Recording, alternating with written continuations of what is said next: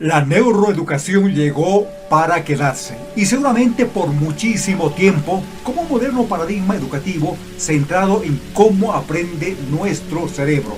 Y por supuesto, esta neuroeducación se basa en la neuropedagogía y la neurodidáctica.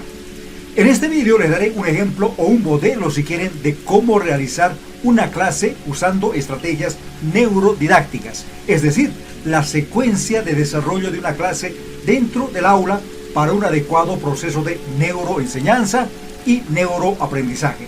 Bienvenidos a este nuevo vídeo de Educartes. ¡Comenzamos!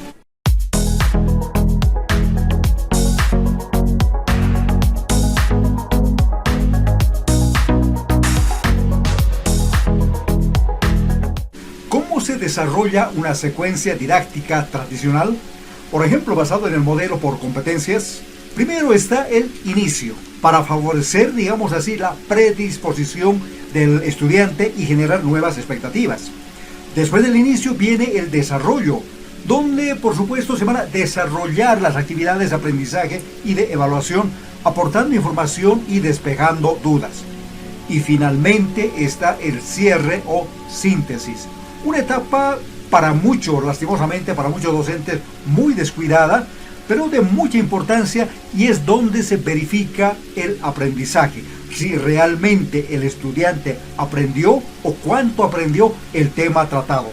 La etapa de inicio sirve básicamente para presentar los objetivos o propósitos del tema que se tratarán durante la clase, y también es la etapa donde se debe motivar a cada estudiante, es decir, captar el interés de los mismos. Durante el desarrollo se presenta la nueva información, planteando situaciones desafiantes para los estudiantes, generando, digamos, desequilibrios cognitivos y creando situaciones donde los estudiantes se enfrenten a una nueva información que recibirán sobre un tema específico. Y finalmente, durante el epílogo o cierre de la clase, se presentan actividades de síntesis sobre los aprendizajes del tema y también la metacognición, como una fase de reflexión de los estudiantes sobre el tema desarrollado, digamos, anteriormente, en las etapas anteriores. Bueno, pues así debería ser una clase tradicional basado, digamos, en el modelo por competencias. ¿Y cómo es una clase cuya secuencia está basada en la neurodidáctica? A continuación les planteo un modelo. Fíjense, es un modelo de desarrollo de la misma, de las muchas maneras, por supuesto, que existen, ¿no?, y que se pueden realizar. Para hacer más objetivo este vídeo, supongamos que el tema a tratarse en la clase es un tema de matemáticas, la teoría de grupos o cualquier otro tema de las matemáticas, el cálculo diferencial o integral, las ecuaciones diferenciales, el álgebra lineal, etcétera, etcétera, etcétera. En la neuroeducación se trabaja con un modelo que es súper interesante, como es el modelo del Flipped Classroom o aula invertida, que dedicaré un vídeo exclusivamente para hablar del mismo. Eso significa que unos días antes de la clase se debe enviar o dar algún material respectivo a los estudiantes para que estudien la teoría en sus hogares. Y generalmente se lo hace proporcionándoles vídeos interactivos, elaborados mucho mejor, por supuesto, por el propio docente o facilitador, o también recurriendo a otras fuentes. Entonces el estudiante ve, por decirles, esos vídeos en su casita, 1, 2, 3, 4, las veces que quiera, hasta aprender la teoría, y aquellas dudas que él tenga, pues se anota, ¿no? Se anota en su cuaderno para luego ya hacer las preguntas respectivas en la clase que está por venir. ¿Y qué hacemos ese día de la clase, ese día dentro del aula física? Veamos. Unos 15 minutos o media hora antes de la clase, se sugiere que el aula se lo debe decorar, ¿no?, de acuerdo a la temática a tratarse ese día. Se pueden poner muchas imágenes, arreglos florales, mapas, fotografías, por decirles, en este caso de las matemáticas, pues de los grandes matemáticos. Se puede ver ahí como Newton, no, Leibniz, está por ahí, qué sé yo, Gauss, etc. Las flores son muy importantes, y otras imágenes relacionadas al tema. También se lo debe aromatizar con ciertos inciensos o esencias, como son, por ejemplo, los de sándalo, romero, lavanda, etcétera, que son los adecuados para la estimulación cerebral. Y por supuesto, no debe faltar la música de fondo para armonizar el aula, que es, fíjense, es un templo del conocimiento. Y la música que se puede emplear es aquella conocida como la musicoterapia, aunque no será, digamos, ningún tratamiento, ninguna terapia dentro del aula, sino que misma servirá para crear un ambiente resonante. Cuando ya los estudiantes estén dentro del aula, entonces les sugiero hacer lo siguiente. Primero, establecer el rapport o la resonancia, digamos, inicial, para hacer emerger la sintonía, armonía o sincronía entre el docente y los discentes, siendo el rapport la piedra angular de la empatía o también denominada la resonancia límbica cerebral. Luego se debe consensuar y aprobar la agenda enviada un día antes a los estudiantes para que haya una comprensión, digamos, o un compromiso en todo caso de los actores educativos, docentes y estudiantes. Entonces, una vez que se aprueba la agenda, lo que se va a hacer en esa clase, a continuación se puede comenzar ya con por ejemplo, con una meditación, usando una técnica del mindfulness, por ejemplo, de 5 a unos 10 minutos, o realizar un ejercicio de gimnasia cerebral. El mindfulness es una técnica de focalización en la atención plena, centrada en el momento presente, es decir, en lo que está sucediendo aquí y ahora, aceptándolo sin más, sin intentar cambiar, juzgar o poner resistencia a algo. Su significado es plena conciencia, o sea, concentrarse en lo que sucede en nosotros mismos y en nuestro alrededor, evitando el ruido y las distracciones. El doctor Jon Kabat-Zinn y su equipo en el año 1979 comenzaron a utilizar esta meditación de mindfulness de modo terapéutico en la clínica de la reducción del estrés del hospital de la Universidad de Massachusetts en Estados Unidos. Por otra parte, tenemos también los diferentes ejercicios de la gimnasia cerebral. La gimnasia cerebral, también conocida en inglés como brain gym o gimnasia mental, es una técnica que contiene ejercicios que combinan estrategias físicas y mentales y están destinados a un mejor rendimiento de nuestro cerebro, lo cual permite, por supuesto, generar nuevas sinapsis neuronales, lo cual mejora el equilibrio y el aprendizaje usando ambos hemisferios cerebrales. En internet hay muchísimos ejemplos de gimnasia cerebral, como por ejemplo los siguientes. Fíjate, tú puedes poner así tu mano, a la otra de esa forma, y luego vas cambiando de esa manera.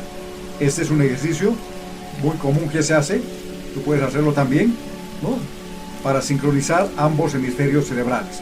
Hay otro, por ejemplo, que con este puedes hacer un cuadrado y con este un círculo al mismo tiempo.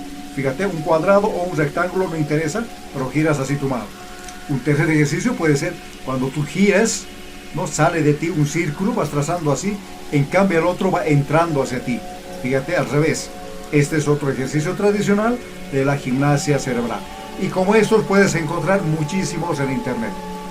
Posteriormente se puede leer, digamos, o mostrar un vídeo sobre un tema relacionado al saber hacer, ¿no?, un valor moral, ético, espiritual, como tú quieras. Se puede hacer que un estudiante para cada clase prepare una disertación corta, así será participar a los mismos, comprometiéndose en ponerlo en práctica. Esta fase no debe durar más de 5 minutos. Por ejemplo, un valor, presentarles un valor, la puntualidad, reflexionar sobre lo que se dice, etc. Siguiendo con la secuencia neurodidáctica, es importante hacer un recordis, es decir, recordar con el corazón o desde el corazón lo que, digamos, estudió las anteriores clases, pero presentando de una manera atractiva mediante estrategias lúdicas, mapas mentales, mandalas, etc. Luego ya comienza el show, sí, del nuevo tema. Presentar el mismo de manera creativa y aquí se supone que es bastante creativa para llamar la atención, ¿no?, con un título pomposo, atractivo, que motive o despierte el interés de los estudiantes por aprender el mismo. Veamos algunos ejemplos. Explicar, por ejemplo, este título, ¿no? Fíjate, un título atractivo: conviértete en un experto en cálculo diferencial e integral en tan solo 4 clases. Sí, así. Se deben utilizar números, adjetivos, adjetivos interesantes, palabras lógicas adecuadas y también los disparadores qué, por qué, cuándo, cómo, etc. Otros ejemplos pueden ser, por decirles, 8 increíbles formas en las que tú puedes factorizar una expresión algebraica. O si no, decir, por ejemplo, ¿qué estaba pensando Newton cuando formuló sus 3 leyes físicas de la mecánica clásica? Y así, como verás, puedes inventarte títulos bastante subjetivos, atractivos. Y a continuación desarrollamos ya el tema en sí. mediante la implementación de diferentes estrategias neurodidácticas, como aquellas plasmadas, por ejemplo, en un paisaje de aprendizaje que combina la inteligencia o las inteligencias múltiples de Gardner con la taxonomía de Bloom. Mismo lo explicaré también en otro vídeo así, pero a detalle. Y cada cierto tiempo es recomendable, cada 15 o 20 minutos para estudiantes universitarios, pues realizar un recreo cerebral. Así como lo escuchan, recreo cerebral. Veamos primero qué es un recreo cerebral. Se puede decir que un recreo cerebral es cualquier actividad que permite preparar al cerebro para seguir recibiendo información o conocimiento, pues el mismo crea las condiciones necesarias para que el aprendizaje se realice de manera integral, significativa y profunda.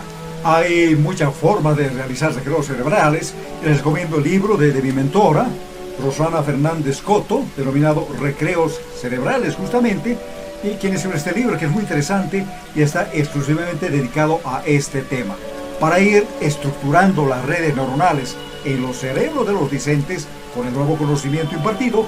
Se debe ir repitiendo, pero repitiendo con novedad el tema que se está tratando. Y así es, repetir, repetir y repetir de diferente manera. Recordemos que los estudiantes son algunos visuales, otros son auditivos y también hay kinestésicos.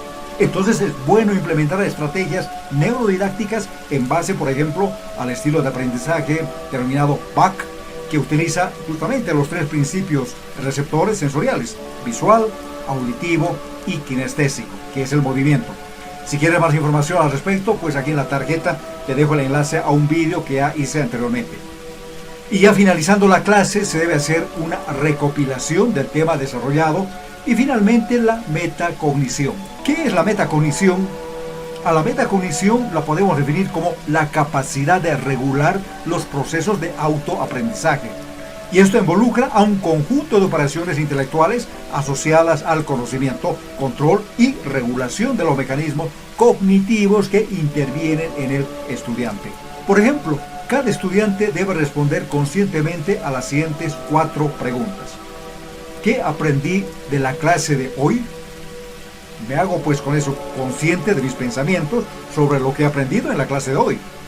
La segunda pregunta sería: ¿cómo aprendí en la clase de hoy? Con esto voy a identificar los pasos que he dado para aprender justamente la clase de hoy. La tercera pregunta puede ser: ¿qué me ha costado aprender en la clase de hoy? Y con eso voy a identificar lo que más me dificultó aprender del tema desarrollado en la clase de hoy. Y voy a reconocer diferentes estrategias que me sean de ayuda para lograr el aprendizaje del mismo. Finalmente, con una cuarta pregunta, digamos así: ¿cómo voy a usar o implementar lo aprendido en la clase de hoy? Con lo que aprendí en la clase de hoy, voy a planificar futuros proyectos, digamos ya del mundo real, aunque todavía no tan reales, porque puede ser que en muchos casos no tenga todavía el sustento, ¿no?, adecuado. Pero ya puedo empezar a hacer algunas sugerencias, qué sé yo, en base al tema que he aprendido. Y finalmente se debe proponer o recordar a los estudiantes que estudien siguiendo una determinada técnica, como aquella propuesta, por ejemplo, por Richard Feynman, el doctor en física teórica y ganador del Premio Nobel de Física en 1965, por sus contribuciones en el campo de la electrodinámica cuántica.